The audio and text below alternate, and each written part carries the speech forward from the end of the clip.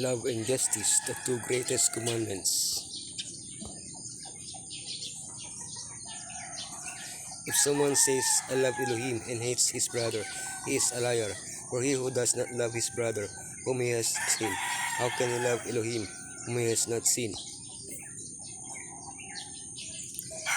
The Ten Commandments are a series of rules that almost always begin with the word, not followed by a prohibited action.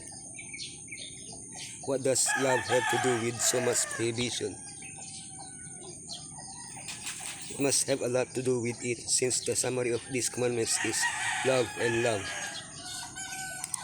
It is clear that the law is not something exclusively personal. It is the code that defines how I should behave towards Elohim and towards my fellow men. Therefore, the law teaches us to love.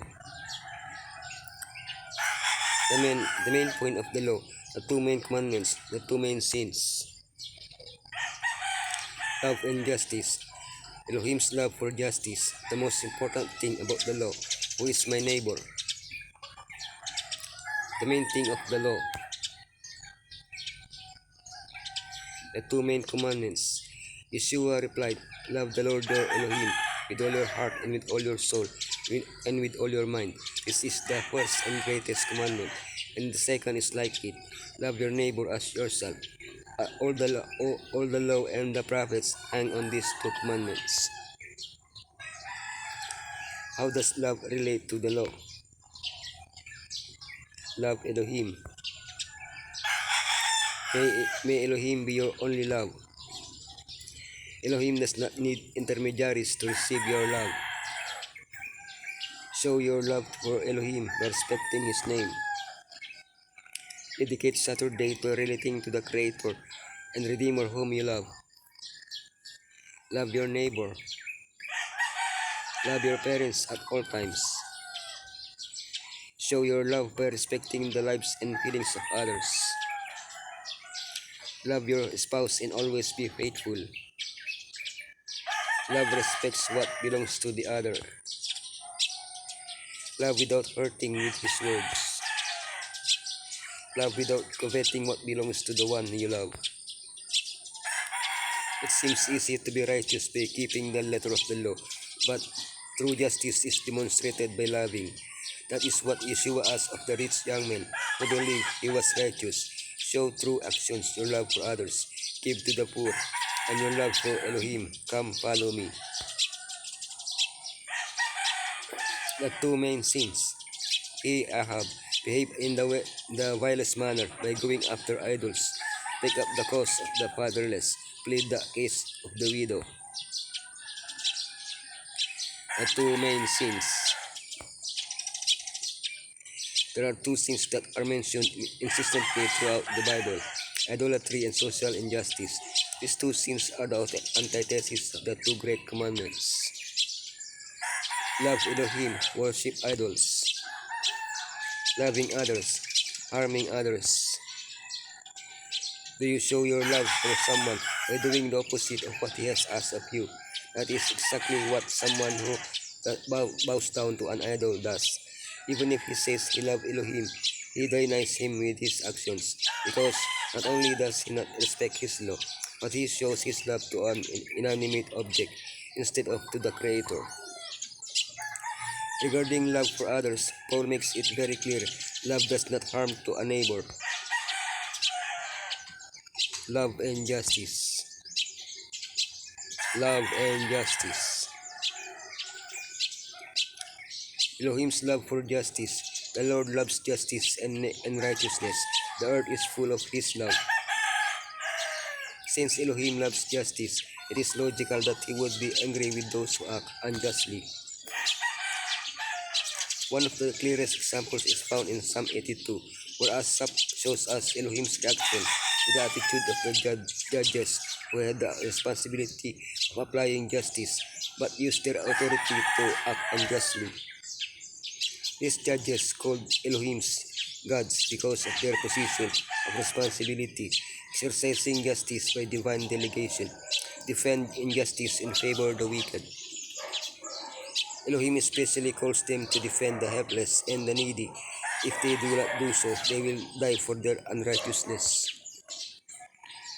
And this cry for justice does not concern only those who have judicial responsibilities. Elohim demands that each of us do justice. The most important thing about the law.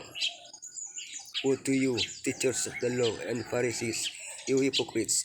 You give 10 of your spices, mint, dill, and cumin, but you have neglected the more important matters of the law, justice, mercy, and faithfulness.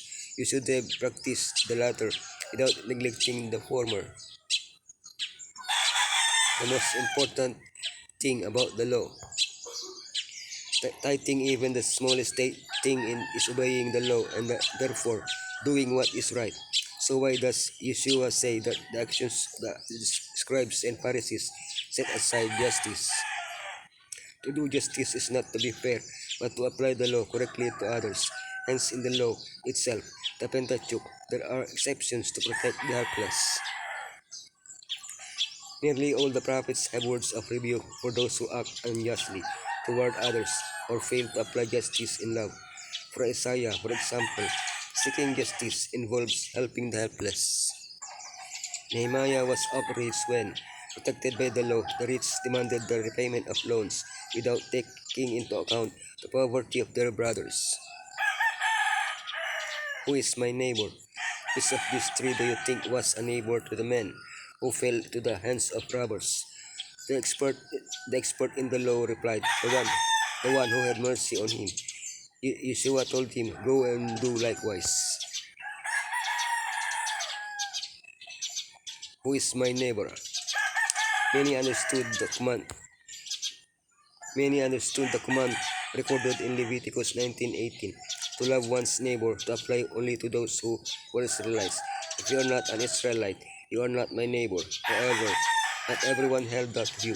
Thus, one scribe who asked a question that he himself was capable of answering wanted to justify himself by asking, who is my neighbor? Yeshua did not reveal the nationality of the wounded man on the road to Jericho. Neither the priest nor the Levite, examples of fulfilling the law, were interested in the helpless man. However, a non-neighbor, a Samaritan, was moved with compassion and fulfilled the law of loving one's neighbor as oneself. The enemy seeks power and cares about his own well-being. Yeshua left his throne, humbled himself, and came down to serve others, and gave his life for us. Who will we imitate? Let us be followers and imitators of Yeshua.